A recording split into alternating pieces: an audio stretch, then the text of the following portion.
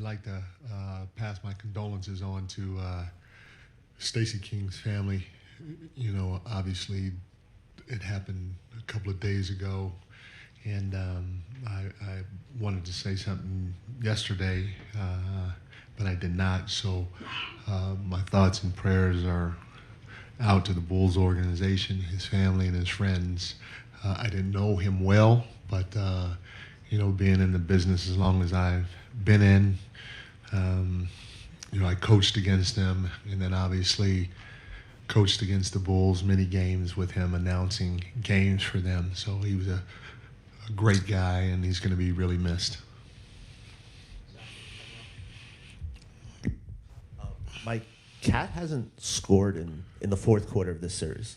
Number one, are you surprised to hear that? And how important is it that you guys are making sure he's getting touches and he's involved in the fourth quarters of these games? Yeah, it's extremely important that that he's getting touches, that he's involved not just in the fourth quarter, but obviously throughout the ball game. And I got to continue trying to get. I got to continue trying to do a better job of getting him involved throughout the course of the game and as well as late. Jared, you've talked so much this year about starts to games. Yeah. That you liked it better towards the end of the year. That's three times this series that you gotten off to early deficits. You know, what do you have to do better at the starts of games to not fall in these early holes? Well, our level of physicality was not good last night to start the game. We knew down in San Antonio, you know, they were going to come out with a bunch of energy, especially with the crowd that they have down there. You know, they do a good job feeding off the crowd. And so we just wanted to make sure that our level of physicality was there, but if they hit some shots, we wanted to weather the storm. We didn't do a good job coming out last night, not just of the first half, but of the second half as well. And so we have to up our level of physicality, especially at the start of the games, and try to maintain it throughout the course without fouling. Robert, third row on the left. Mike Robert O'Connell, Wall Street Journal. Taking a step back from Game 3 for a second, you've talked about, you know, the great personality fit with a lot of guys on these teams. I remember the other day you talked about Josh Hart being kind of like the consummate wild card that you look for in a lot of these great teams. When you look at how Leon Rose has built out this club, aside from like the X's and O's, aside from what people are capable of on the court, what do you see as his ability to like gauge a personality that'll make a good fit for this team? And I'm curious, do you attribute that at all? You also worked with Bob in Golden State to his time as an agent, knowing these personality sides. I work with Pop as you said Pop as an agent? Sorry, Bob Myers in Golden State came from the agent side as well. Just curious if you see a link there. You know, usually those guys have a pretty good feel of the entire profession because they've dealt with the GMs for many years, and then they're agents themselves, so they've played both sides of the coin, so to say, when it comes to doing deals and making trades, and and then on top of that, because they represented players, and usually it's the bigger agents that make that transition, so they've had some pretty good players that they represented. They have the relationships there, and so they, you know, all those things are similar. You know, good feel on both sides. And then the relationships, Leon has a ton of them across the league. But Josh, you know, he is, when I talk about that wild card, first of all, I talk about meaning connector, guy that doesn't necessarily have to score or have the stat sheet look pretty to impact the game.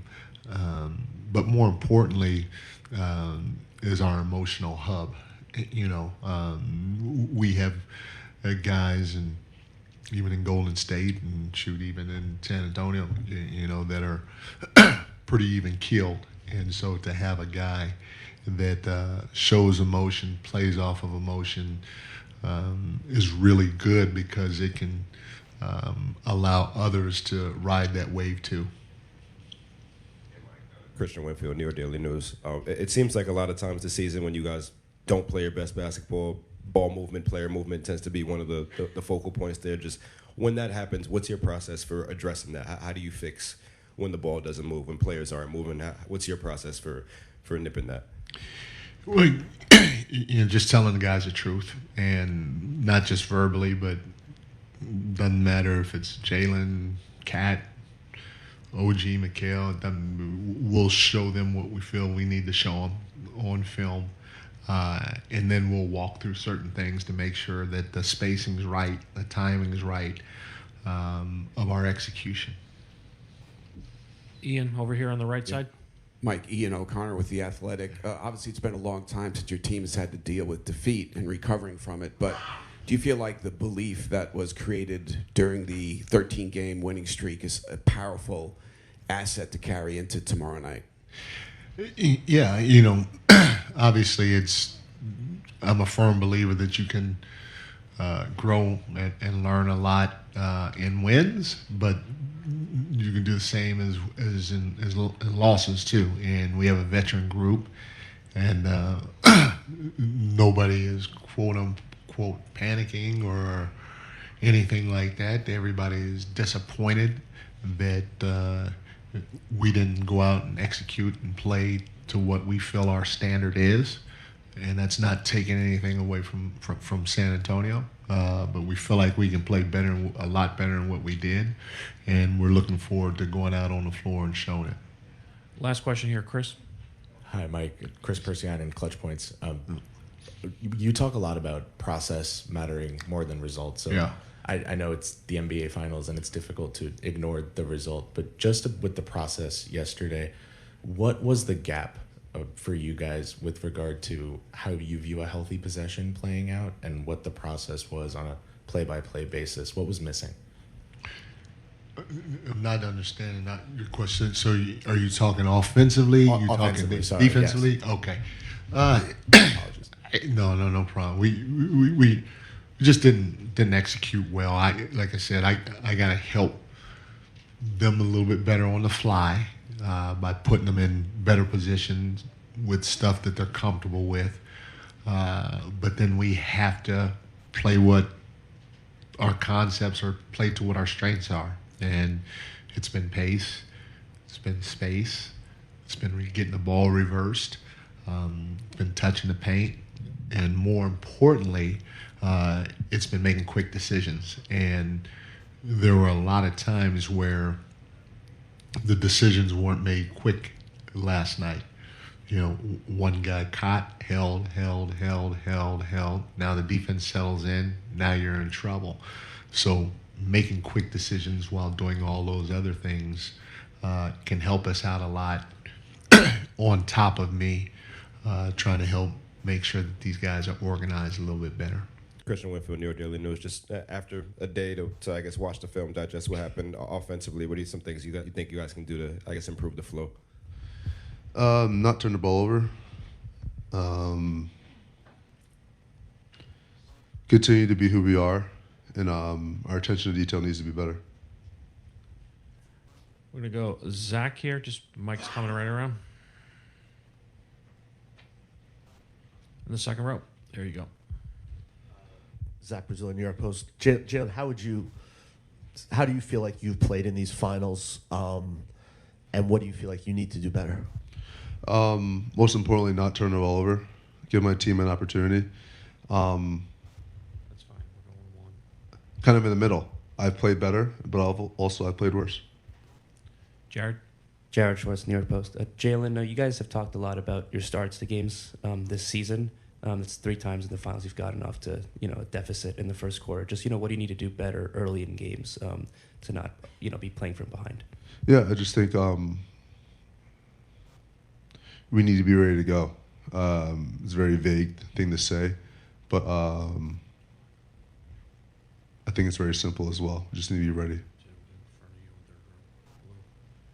Dan over here on the fourth row on the left.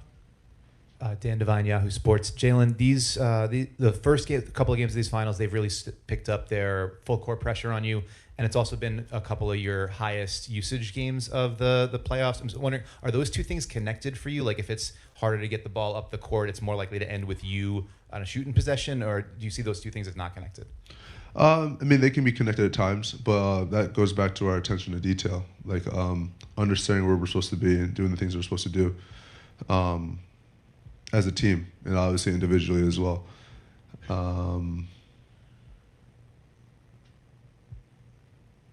Remain focused on the things that we're supposed to do and understanding the situations that we're in as a team, and just help each other out. Rachel here in the second row on the right. Hey, Jalen, Rachel Nichols. When you got home last night, did it feel like that's a loss and that sucked, or did it feel like it's a first loss in 46 days and that felt it sort of was bad in a different way? And what did you feel when you sort of at the end of the night when you had a minute to take it all in? Yeah, I think most importantly, saying this last night, win or lose, we're going to come be here today to understand what we need to do to be better, and that has to be our mindset regardless. And win, we learn. Lose, we learn. And we understand what we have to do to be better, giving our team, giving our chance to have the ball and not turn it over, stop fouling. And like I said, just attention to detail and continue to be who we are. So no different than if you had lost a week ago, or? Yeah, no different. Okay. I'm going to go fifth row, and let's just wait for the mic there on center. Hey Jalen, Philip Nabowski from Open Court Basketball. Game 3 seemed it was all about the narratives. You being the king of New York, Trump was coming to the arena, locked up MSG and all that. Do you think it was like too many side noises? Was it a bit distracting for you guys? Not necessarily. No matter what the narrative is or what's going on, we have to be professional and do what we have to do when we get on the court. We got to lock in, execute our game plan, and be together as a team. Win together, lose together. Doesn't matter what the narrative is. We have to be able to lock in and do what we have to do because we've been able to do that. And so last night was no different. Vince over here on the right side. Jalen, Vince Goodwill, ESPN. You've talked about attention to detail on offense as far as ball movement. Is that a function of San Antonio being more physical as the game is going on? And you also said stop fouling as much. Is there a line between the physicality and fouling too much? Like, can you see where the line is? Yes. There's a way for us to do the things we have to do, the things that we've done throughout these playoffs, and then just game plan discipline. And I don't think the discipline we had in those situations were good enough. And so we just got to be disciplined in those moments. Brian, you have a question? Yeah, Brian Mahoney, Associated Press. Jalen, you guys had a lot of big victory margins during the winning streak. The games are closer now. What would you say about how you guys are handling the way they've been played out? Yeah. Each game, no matter what the situation is, we're growing as a team, and I think we're learning and we're getting better. Obviously, before last night, but no matter what the situation is, we're going to sit together and we're going to execute. We're going to be better, and that's just how our mindset has to be going forward. And you never really know what the situation is going to be. You never know how the script is going to play out. But as long as we have each other's back and we keep fighting, and that's what we go for. Standing on your left. Hi, Jalen. Nacho Garcia for Marca Spain. Today we didn't have any activity on the court, so if you consider that maybe in this moment of the season, sometimes it's better to recover and not being on the court practicing, and if you consider that the fatigue can be an X factor for these finals because you are coming from a sweep and they're coming from 7 tough games, so it can be something to take in mind. Yeah, not really worried about that. I just think no matter what we did today, we were going to learn and get better, whether it's on the court or in the film room. That's just how it has to be. Sometimes learning and understanding the attention to detail just by watching and seeing what we did wrong is important, just as important. Long story short, stick together, continue to fight together, continue to fight for each other. James here on the right. Jalen, James Edwards, The Athletic. If I recall correctly, when your team made the trade for Carl. I don't think you said you knew him too well as a person. Maybe I'm misremembering that. But what have you learned about him as not only a player but as a person now that you've been with him for 2 years? And how have you seen your guys' relationship grow? Yeah, it's a very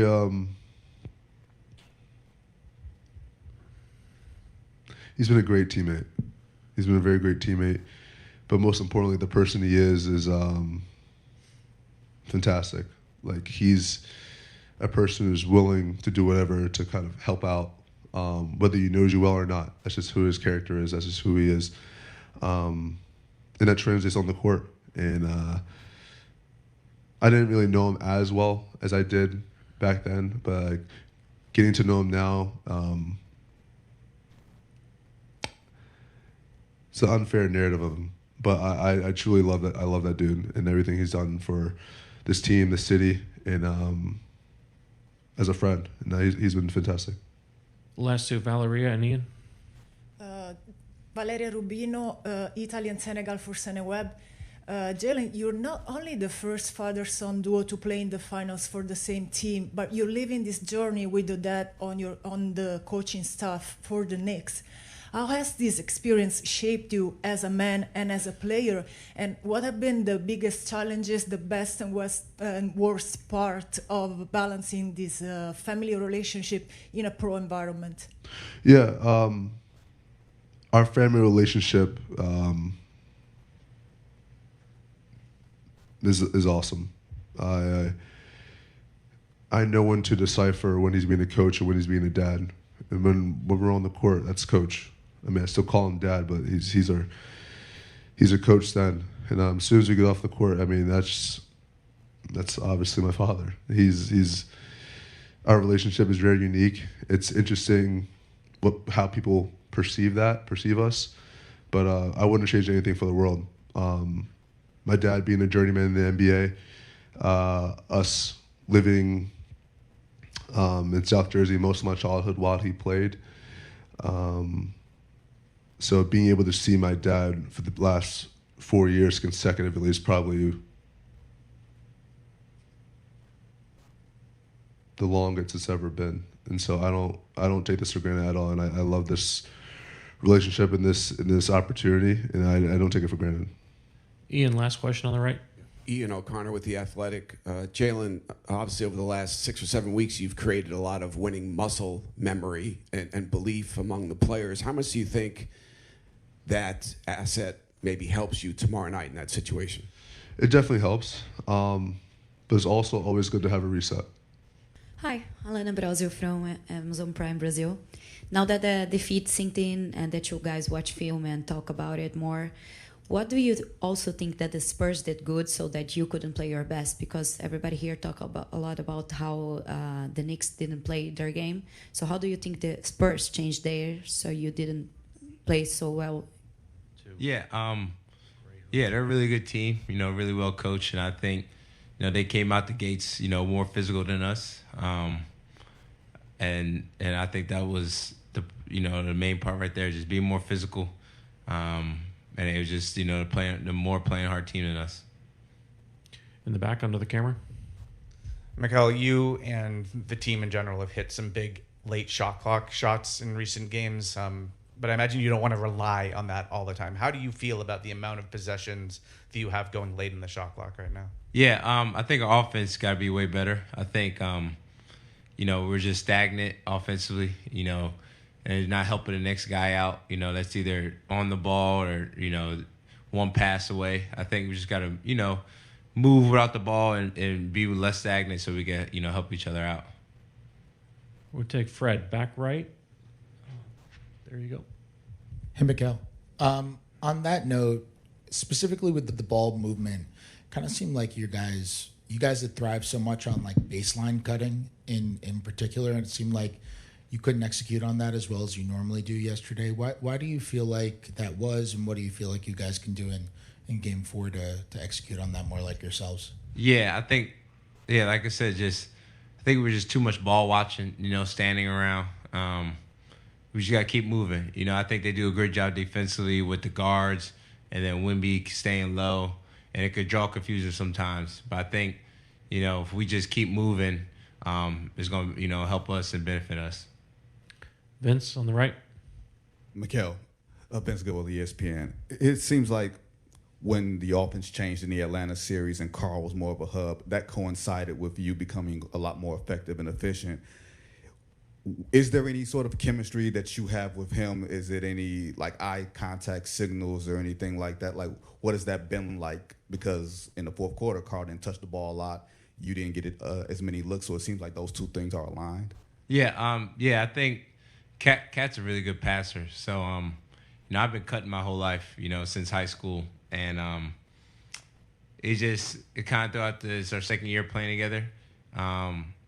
And it's kind of a rhythm thing, and I think we both have a understanding of, the gaps that are open when I cut. And I think I know personally, like, when to cut, and sometimes I maybe not see, the back line, but like you said, using your eyes and stuff, Cat will kind of give you a look, like, it's right there, and, I trust him too, because he'll lead me sometimes if I don't know, what's there, because I'm, not looking there. So it's a lot of trust, but I think both understanding, because he could pass really well, and I know I could cut pretty well. So I think just the understanding of that, goes really well. Steve on the right. Steve Ashburn at NBA.com. You've talked about ball movement. Mike was in here saying that guys were holding on to the ball too long, and precious time was ticking off. When you're out there in the play, at whatever point in the game, preferably early, can players sense that? Can they see it? And what reflexive reaction can you have to change it right then? Yeah, I think it goes with the stagnant part. Sometimes, if we're catching it and we're not making a move, I think if that guy doesn't make a move, nobody, and it maybe be stuck, none of us are helping the next guy out. Nobody's giving him the pass or give him. I think we kind of just stand and ball watch it and puts that guy in a tough situation, because they're a really good defensive team, and them being in shifts, them being on ball. So we kind of just playing in their wheelhouse. But yeah, when we, tough things like that, we just got to keep moving, keep helping the next guy out. Yeah, like I said, we hold the ball a little too long on a catch. And even if we do by accident, there's going to be some times where it's not going to be perfect all the time. I think sometimes that, if somebody's near them, we could come to the ball or do something to, help the next guy out, even if they do get stuck. On your left. Hey, Mikal, Ramon de Modecer, Deportes en Línea. Considering the last three games have ended with a very small margin of error, how critical can you be when looking back at them, considering those small errors that could have made basically each game go one way or the other? Yeah, for sure. We watch film, and personally for Game 3, a lot of mistakes that we had that's controllable. Was the series, things happen, and the best you can do is just learn from it and be ready for the next game. But yeah, all the little small details, it hurts, especially when it's a close game. Small margin where if you do those couple of things, maybe it could be different. But the best thing you could do is just learn from it. And that's what we're doing now, and preparing to get ready for Game 4. Rachel on the left. Hey, Mikal. Hey. New York is a place where everybody has an opinion. I was wondering sort of who you ran into this morning and through your day, and who had an opinion for you about what you have to do differently in Game 4. Like fans. Yeah, or Nah. just I don't know who's doorman, that kind of thing. Yeah, no, I think everybody's just excited. Just say be ready on Wednesday. I think which is good as a fan base. Things happen. Personally, I think I played a terrible game. Not playing defense well and fouling and being in foul trouble. And I know personally I got to be better, and I know I'm going to do whatever it takes to be ready for Game 4. But it's nice to have a sense from, fans. Sometimes you just walk in and their mindset's on getting ready for the next game, and that's our mindset as a team. You can't sulk about last game. You learn from it, and that's what you're going to do. You can't just go about it and do nothing about it. You got to learn from it, know what you got to do better, and attack the next day. And so getting that sense from the fans, you know, you kind of see where they're at, which is, you know, pretty cool for a fan base to kind of, you know, think like that. Last question on the right, Vince. Hey, Mikal, it's me again. You've been here for a couple of years now, and people say it's so different to play in New York. It's so different to play as a New York Knick. I'm curious what you've learned in the 2 years of being a Knick, not just living in New York, but just being a Knick, and how different it is, or is it any different? Yeah, no, for sure different. I think, with the media, you know, is way different. And it's the fans, just way more passionate. And there's passionate fans all over. You know, I came from, you know, great organizations where fans were very passionate, but it's like another level. And what I say, they hold you accountable, you know, as well. It's just, you know, I just always appreciate the grittiness, you know, what they want. I think they always want what's best for the team. So even when they're holding you accountable, I think it's more knowing that, you know, like personally, like you got to go play better, you know, and they'll let you know. And, you know, if you tough or not, like, and who you are as a player, if you want to get better, you understand that's already what's already on your mind. So that's what I love about New York, because, you know, they'll keep you. They got that toughness, and they want the best for the team and best for you. And so it might be times like, I mean, I've been here for 2 years, and you know, I feel like they've been on me a little bit. But the thing is, you know, obviously some could be extreme, but the real fans, you know, there's nothing else you want more, because I know personally, like, I know if I'm going through something, struggling, like, I know I'm trying to do whatever in my power to be better. So, you know, they stand on me, and they want better, so they're going to, you know, demand it. And I got nothing wrong with tough love, so.